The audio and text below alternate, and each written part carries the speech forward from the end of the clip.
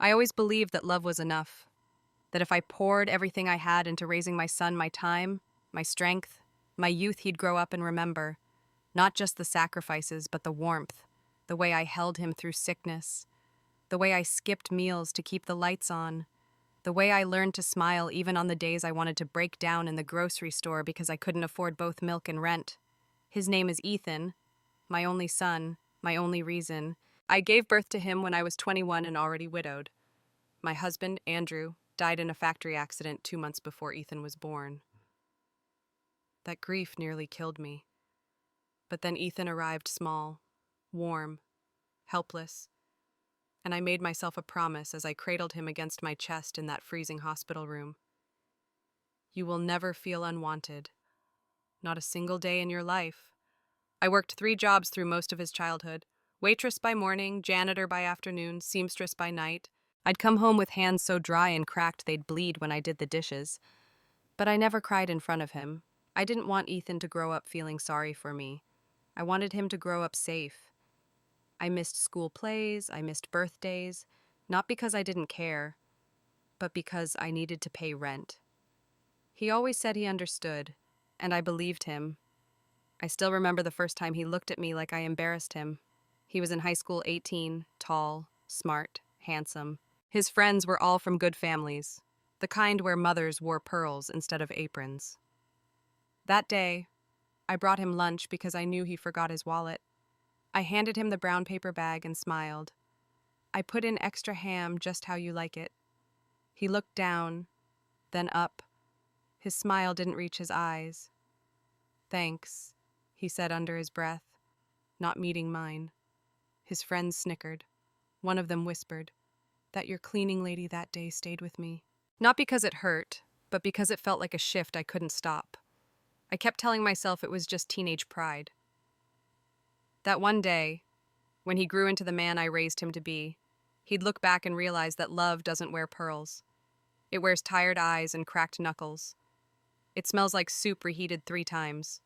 It sounds like lullabies sung off key at 3 a.m. Years passed. He graduated with honors, got a scholarship, moved to a big city, finance, suits, glass buildings, and silence. I called often. Sometimes he picked up. Mostly, he texted, busy. Call later. Later rarely came. Still, I never blamed him. I told myself this is what I worked for, so he could live in a world I never had access to. But I never stopped hoping that, one day, he'd ask me to visit, to see his apartment, meet his friends, just be proud of me.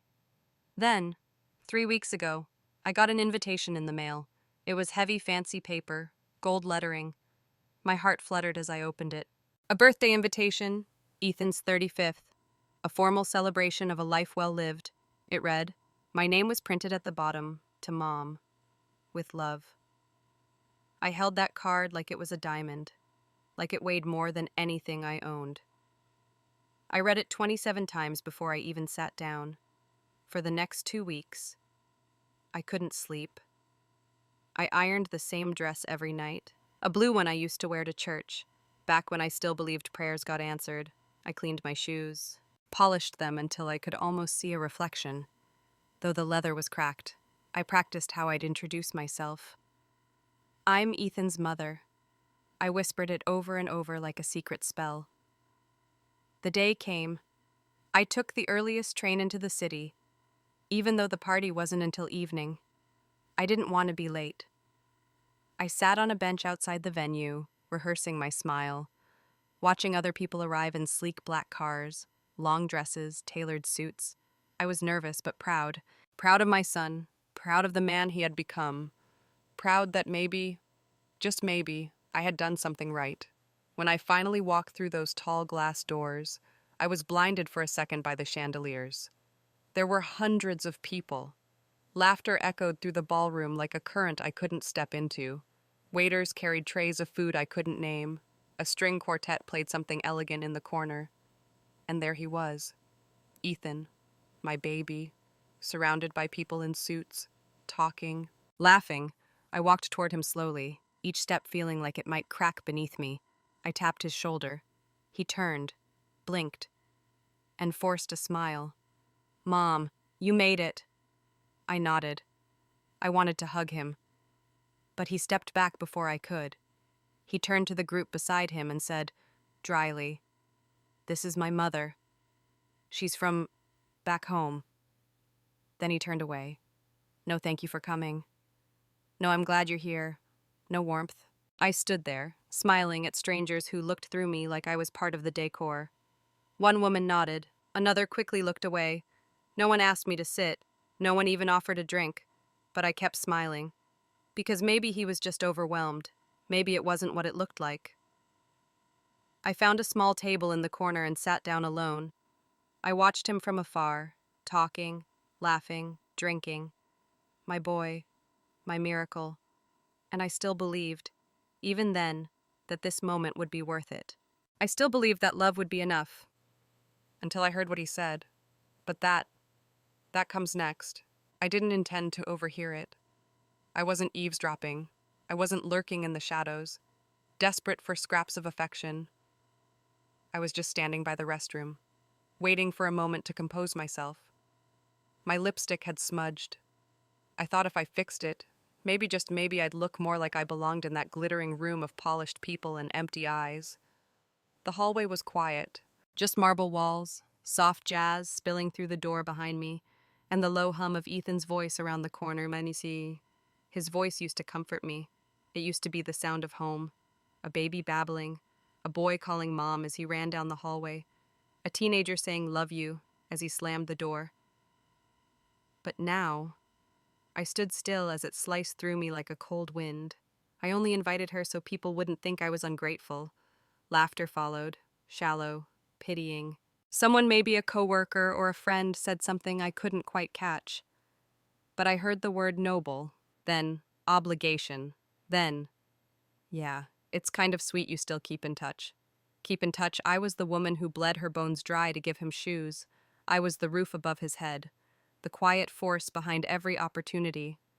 And now I was an obligation. I didn't cry, not yet. My body went still, but my blood boiled, not with anger, not with revenge, just a heat of awakening. Like my soul had finally come up for air after drowning for 35 years. I stepped back, quietly. My shoes barely made a sound on the marble. I returned to my little table in the corner, untouched and unclaimed, and sat down. I watched him laugh with people who never knew his hunger, never saw his knees bruised from falling off a bike I found at a garage sale. They didn't know he once cried himself to sleep when our power got shut off in winter, that he used to hold my hand during thunderstorms because he thought I could control the weather. But I wasn't in those stories he told. I was just a prop, a checkbox. Invite your mother. People will expect it. I wonder how many of them even knew my name. I stayed through the dinner, pushing around food I couldn't pronounce on a porcelain plate that probably cost more than my weekly groceries. No one talked to me.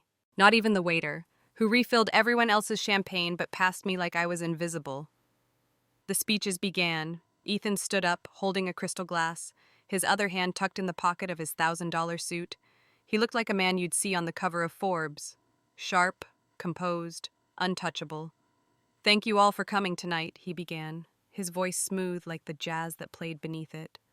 "I'm grateful to every one of you who's been a part of my journey. My team, my friends, my mentors." He named names, laughed, toasted, thanked a professor, a former boss, a business partner, his personal trainer. But not once did he mention the woman who taught him how to tie his shoes, who sang him lullabies in the dark, who sold her wedding ring to buy him a secondhand laptop. And then, like a crumb tossed to a stray dog, he said, "And of course, my mother's here tonight. Thank you for being here." No eye contact, no emotion. Just a generic nod toward my direction. The room applauded. I nodded back, pretending I didn't notice the woman next to me whisper, "She looks so out of place." Yes, I was out of place. But not in the way they thought. Because I was surrounded by people who measured worth in designer labels and LinkedIn followers. People who'd never had to choose between medicine and food. People who thought success was something you earned alone, never realizing someone had once carried you to the starting line. I stood up quietly. No one noticed. I picked up my coat, walked through the crowd without touching a single shoulder, and as I pushed open the door and stepped into the cold night air, I realized something terrifying. I had spent my entire life being proud of someone who wasn't proud of me. That truth hit harder than any insult. It wasn't what Ethan said. It was what he didn't say, and the silence. It was louder than the music behind me. I walked 12 blocks in heels that blistered my feet. The subway was closed, so I kept walking, past the glowing storefronts, past the laughing couples, past the life I thought I had helped build. Back to the motel I had booked because it was the only one I could afford. I sat on the edge of the bed, staring at the city lights beyond the dusty window. He thought inviting me made him a good person. He thought standing next to me, without seeing me, was enough. And maybe it was for the people in that room. But not for me, because I had finally stopped seeing myself through his eyes. I stayed up until dawn, not out of heartbreak, out of clarity. Because for the first time in 35 years, I saw the truth. I had mistaken sacrifice for connection, I had mistaken blood for bond, and I had mistaken his silence for strength when it was really shame. Shame of me, shame of what he came from. And so I made a decision, not out of anger, not to punish, but to release myself from the illusion. The will that bore his name would bear it no more. But I'll tell you about that part. In the next chapter, I didn't wait for the cake. That's something I never thought I'd say. I've stayed through worse. I've sat at tables where the food ran out before it reached me. I've stayed silent through birthdays where my name wasn't spoken. I've swallowed tears like pills dry. Bitter. Necessary. But this time, I stood up before they even brought out the dessert cart. It wasn't dramatic. No scene, no slammed doors. Just me, slowly rising from my chair as if I were a ghost finally realizing she didn't belong at the table of the living. No one noticed. No one looked. And honestly, that hurt more than if someone had told me to leave. I remember glancing around one last time. The clinking of glasses, the artificial laughter, the smug sparkle of success dripping from every guest like cheap perfume. The string quartet began playing Claire de Lune, and someone cheered like it was a pop song. The absurdity of it all felt like a joke I'd been forced to live in. And there was Ethan at the center of it all. He didn't see me leave. He didn't notice the chair I pushed back. Didn't hear the soft rustle of my coat. Didn't feel the moment his mother, the woman who shaped his world, slipped out of it. I took the service elevator down. I didn't want to walk past the valet. Didn't want to see the row of polished cars, the women in silk gowns with diamond pins in their hair. I didn't want to be reminded again that I was the before photo in a room full of carefully edited afters. The elevator hummed softly as it descended, a quiet lullaby for the part of me that had just died. When the doors opened, I stepped out into the cold loading dock behind the hotel. It smelled like grease and stale beer and cigarette ash, and for some strange reason, it felt more honest than the ballroom upstairs. I walked. I didn't know where I was going. I just knew I had to move. With every step, the heels of my shoes bit into the backs of my ankles. I'd worn them because they were the nicest pair I owned. I bought them 7 years ago for a friend's funeral. That friend had been like a sister to me. She died of breast cancer, left behind 3 kids. I helped raise them for a while. They still call me Aunt May. Still send cards. Still say, "We wouldn't have made it without you." And yet the son I gave my entire life to couldn't give me 5 words that meant something. I kept walking, past boutiques and flower shops, past warm restaurants filled with strangers who would probably treat their mothers better than mine had treated me tonight. A couple passed me, arm in arm, laughing. The woman looked about my age. She had a silver streak in her hair and kindness in her eyes. I wondered, is her son kind? Does he bring her flowers? Does he hold her hand on her birthday? I stopped at a bench, sat down, let the night wrap around me like a coat I didn't ask for. The city lights shimmered like lies.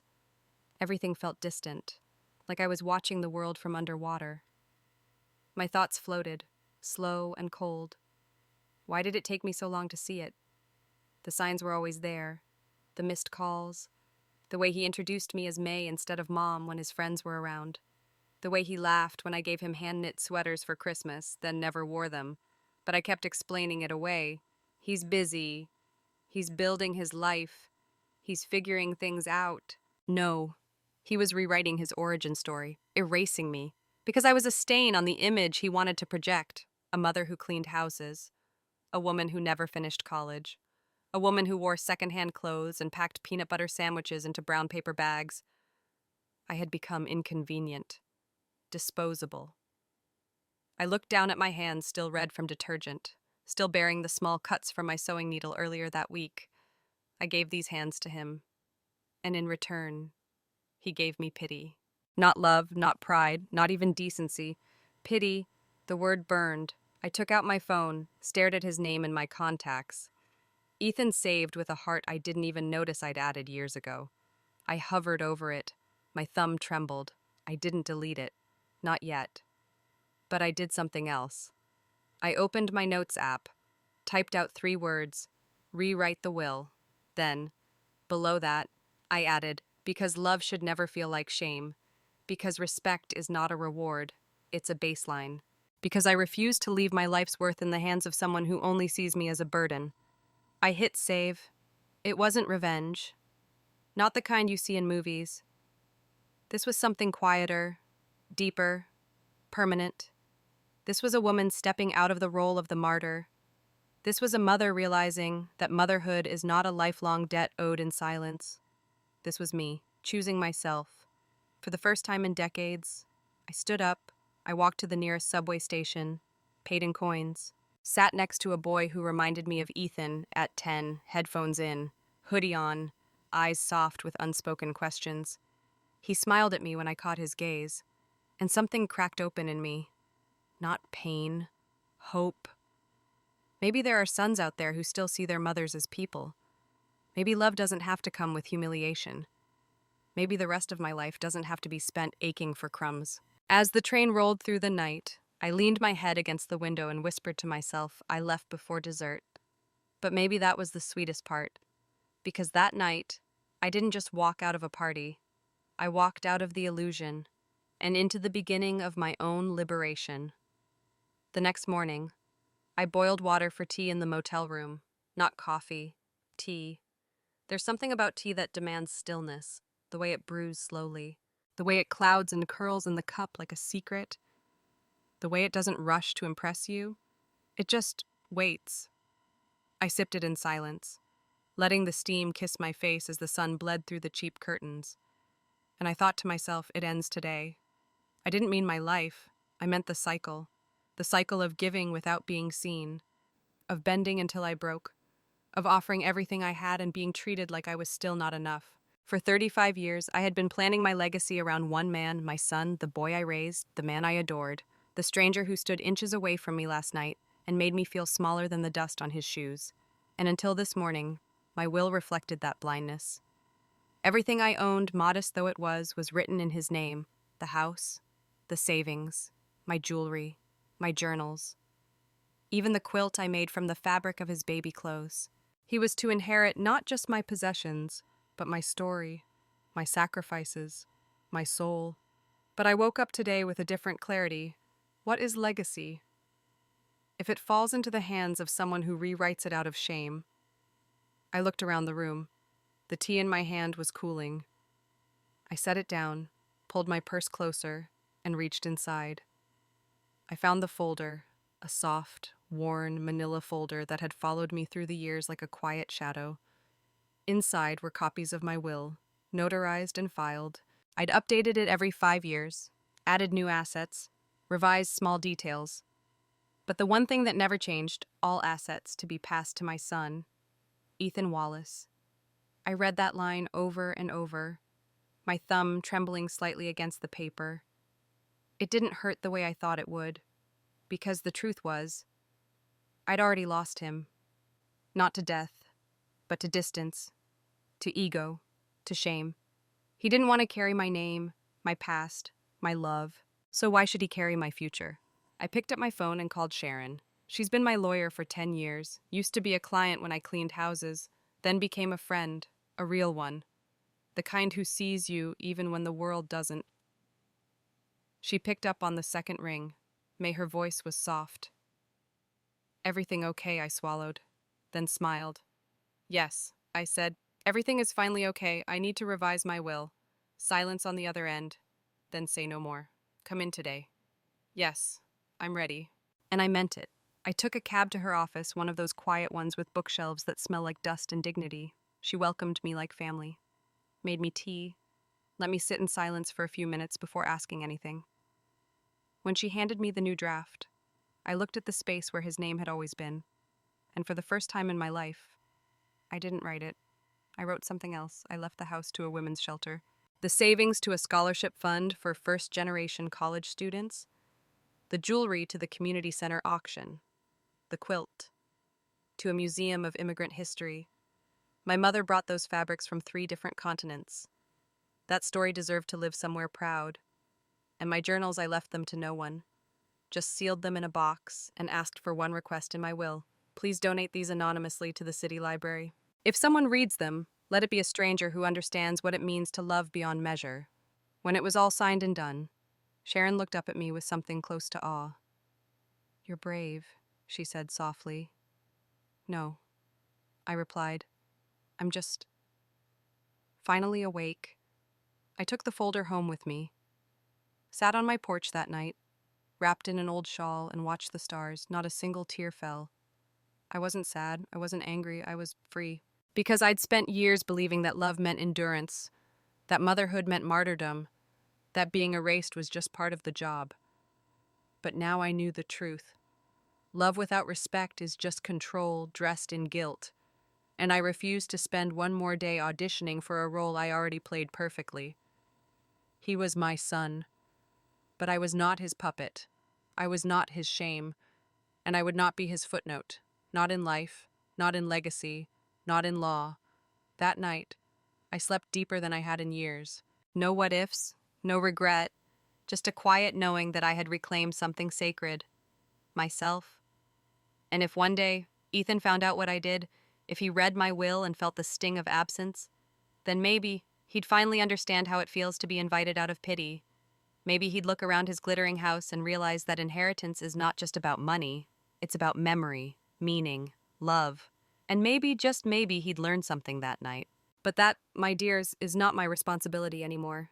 It happened on a Tuesday, 3 weeks after the will was changed, 3 weeks since I left his birthday party without dessert, 3 weeks since I stopped calling him my boy in my thoughts.